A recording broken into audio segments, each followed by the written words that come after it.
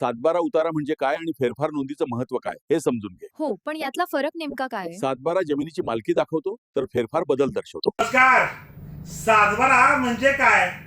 सातबाऱ्यावर नाव कसे लावायचे, वारसाची नोंद कशी करायची, फेरफार म्हणजे काय, सातबाऱ्यावर बोजा म्हणजे काय, अशा विविध प्रश्नांचे उत्तर आपण आपल्या आजच्या व्हिडिओमध्ये जाणून घेणार आहोत. आपल्या कोर्ट कचेरी युट्यूब चॅनलचे ॲडमिन श्री कैलासजी नाईक साहेब हे आपल्या सोबत आहेत. आणि मित्रांनो, आपला जे प्रश्न तुमचे उत्तर आमचे या सिरीजच्या भाग नंबर 2 मध्ये आपल्या सर्वांचं स्वागत आहे. आणि आपण मागच्या व्हिडिओमध्ये सांगितल्याप्रमाणे की सातबारा उतारा म्हणजे काय याबाबत आपण आपल्या नाईक सरांकडून जाणून घेणार आहोत.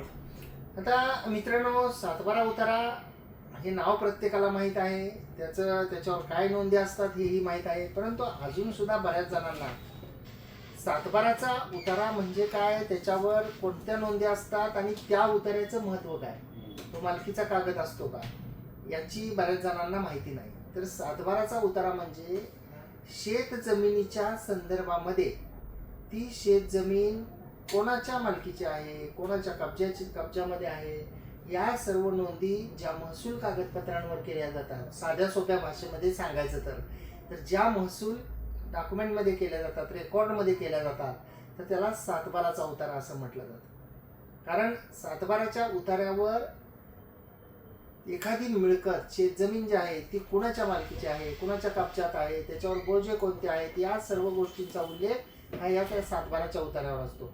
आता सातबाराचा उतारा हा फक्त शेतजमिनींच्या बाबतीतच असतो असं नाही, तर सातबाराचा उतारा हा ज्या अकृषक जमिनी आहेत, NA प्रॉपर्टी आहेत, नॉन ॲग्रिकल्चरल प्रॉपर्टी, म्हणजे जे प्लॉट्स आहेत, बिनशेती केलेले, तर त्याचे सुद्धा सातबाराचे उतारे असतात. त्याच्यावर सुद्धा महसूल जे आहे ते शासन गोळा करतं. आता पुढचा एक प्रश्न होता तो म्हणजे ते नाव कसं लावायचं सातबाराच्या उतार्यावर. आता सातबाराच्या उतार्यावर नाव कोणकोणत्या गोष्टींमुळे लागतं हे सगळ्यात महत्वाचं. बरोबर. तर सर्वात पहिल्यांदा म्हणजे सातबाराच्या उतार्यावर नाव जर एखाद्या रजिस्टर दस्ताने जर का एखाद्या व्यक्तीला हक्क प्राप्त झालेले असतील, म्हणजे उदाहरणार्थ मी एखादी मिळकत रजिस्टर खरेदी करताना खरेदी घेतली किंवा मला एखादी मिळकत बक्षीस पत्राने मिळाली, तर त्या दस्ताच्या आधारे सातबाराच्या उतार्यावर माझं नाव लागतं. दुसरा एक गोष्ट आहे ती म्हणजे वारसा हक्काने. समजा आई वडील यांची जर नावं त्या मिळकतीच्या सातबाराच्या उतार्यावर असतील आणि ते जर मयत झाले, तर जेवढे वारस आहेत त्या सर्व वारसांची नावे ही त्या मिळकतीच्या उतार्यावर लावली जातात. आता तिसरा एक गोष्ट आहे की न्यायालयामध्ये एखादा दावा झालेला असेल आणि न्यायालयामधून जर का एखादा आदेश प्राप्त झालेला असेल हक्काबाबतचा, तर त्या हक्काच्या बाबतच्या आदेशाप्रमाणे हे उतारे आहेत ते बदलतात. किंवा एक वाटप करून घेतलं आपण 85 कलमाखाली शेत जमिनीचं, तरी सुद्धा हक्क बदलतात आणि ज्यांना जी जमीन देण्यात आलेली आहे त्यांची नावं जी आहेत ती सातबाराच्या उतार्यावर लावली जातात. बरोबर. तर आता सातबारा उतारा मालकीचा कागद नाही, तो सारा गोळा करण्यासाठीचा कागद आहे. याबद्दल विस्तृत व्हिडिओ आपल्या कोर्ट कचेरी युट्यूब चॅनलवर खूप आहेत. त्यासोबतच साहेबांचा मला तुम्हाला एक प्रश्न आहे की सातबारा उतार्यावर जे फेरफार असतात, फेरफार म्हणजे सहाडाचे उतारे. सहाडाचे उतारे म्हणले तर आपल्या प्रेक्षकांसाठी की ज्या सातबारा उतार्यावर नाव आहे त्या नावासमोर जो नंबर लिहिलेला असतो त्याला फेरफार, म्हणजे इतर सातबाऱ्यावर जे नंबर लिहिलेले असतात त्याला फेरफार, सहाडाचे उतारे म्हणलं जातं. तर त्या सहाडाच्या उतार्यांचं महत्व काय आणि फेरफार म्हणजे काय? आता जेव्हा सातबाराच्या उतार्यावर कोणतीही नोंद घ्यावायची असते, एखाद्या दस्ताने, एखाद्या वाटपाने, एखाद्या आदेशाने किंवा जे काही लिगली एखाद्या गोष्ट घडते कायदेशीर वारसा हक्काने असेल, जर नोंद घ्यायची असेल सातबाराच्या उतार्यावर, तर ती नोंद घेण्यासाठी आधी फेरफारचा उतारा तयार केला जातो. त्या फेरफारच्या उतार्याला काही भागामध्ये फेरफार उतारा म्हणतात, काही भागामध्ये खाडाखोड उतारा म्हटलं जातं, काही भागामध्ये म्युटेशन एक्सट्रॅक्ट म्हणलं जातं, म्हणजे अशी वेगवेगळी नावं आहेत. फेरफार उतारा सुद्धा म्हटलं जातं. तर सर्वात अगोदर फेरफार उतार्यावर नोंद होते त्या हक्काबाबतची, किंवा एखाद्याचं नाव कमी करणं किंवा एखाद्याची नोंद घेणं त्या उतार्यावर, याबाबतच्या सर्वात आधी फेरफार तयार होतो. त्या फेरफारला एक क्रमांक दिला जातो, फेरफार नोंद क्रमांक म्हणून. आणि तो फेरफार आधी त्या मिळकतीच्या उतार्यावर धरून घेण्यात येतो, म्हणजे नोंदवला जातो.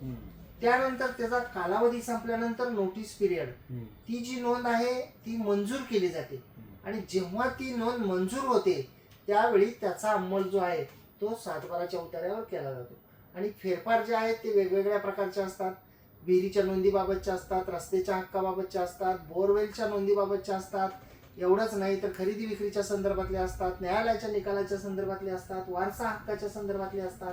एखाद्याने एखाद्याला हक्कसोडपत्र करून दिलं तर त्यांची नावं कमी करण्याच्या संदर्भातले सुद्धा हे फेरफार असतात. आणि त्या फेरफारचा अंमल हा सातबाराच्या उतार्यावर घेतला म्हणजे जातो. थोडक्यात फेरफार म्हणजे काय आणि ह्या फेरफार ह्या शब्दाचा अर्थ त्या फेरफार या शब्दातच लपलेला आहे. फेरफार जे काही फेरफार सातबाऱ्यावर केले जातात हा. त्याबाबतची नोंद म्हणजेच फेरफार उतारे असं म्हणलं जातं.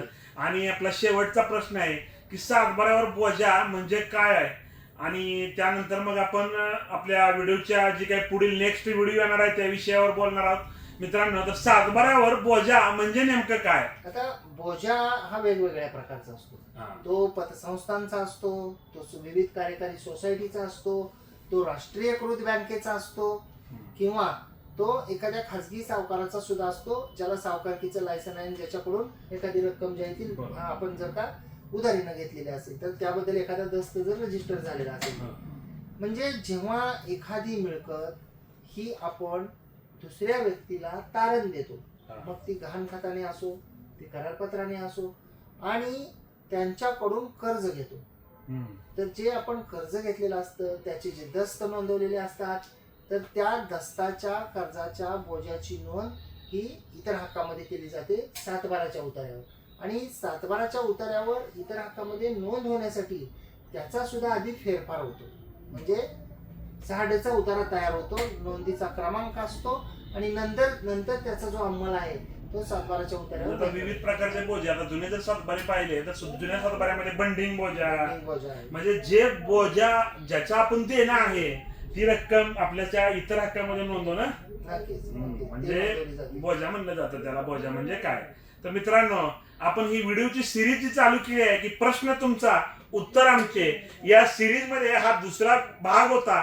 या दुसऱ्या भागामध्ये आपण पाहिलं की सातबारा उतारा म्हणजे काय, वारसाची नोंद कशी करावी, आणि बोजा म्हणजे काय, मी सातबाऱ्याबद्दलची सविस्तर माहिती काय पाहिलेली आहे. यासोबतच आपण उद्या म्हणजे नेक्स्ट व्हिडिओमध्ये जे पाहणार आहोत की जमीन मालमत्ता खरेदी विक्री करताना कोणती कागदपत्रे तपासावी, बक्षीस पत्र कधी रद्द होते, वडिलोपार्जित मालमत्तेतील हक्क काय, रजिस्टर करार नसेल तर तो वैध आहे का, स्टॅम्प ड्युटी किती लागते, अशा विविध प्रश्नांची उत्तरं आपण पुढच्या या सिरीजच्या व्हिडिओमध्ये देणार आहोत मित्रांनो. पण पुढचा व्हिडिओ पाहण्यासाठी अद्याप जर तुम्ही आमच्या कोर्ट कचेरी या युट्यूब चॅनलला सबस्क्राईब केलं नसेल तर सबस्क्राईब करा. त्यासोबतच कोर्ट कचेरी आमच्या ऑफिशियल इंस्टाग्राम व कोर्ट कचेरी ऑफिशियल फेसबुक पेजला फॉलो जरूर करा. धन्यवाद.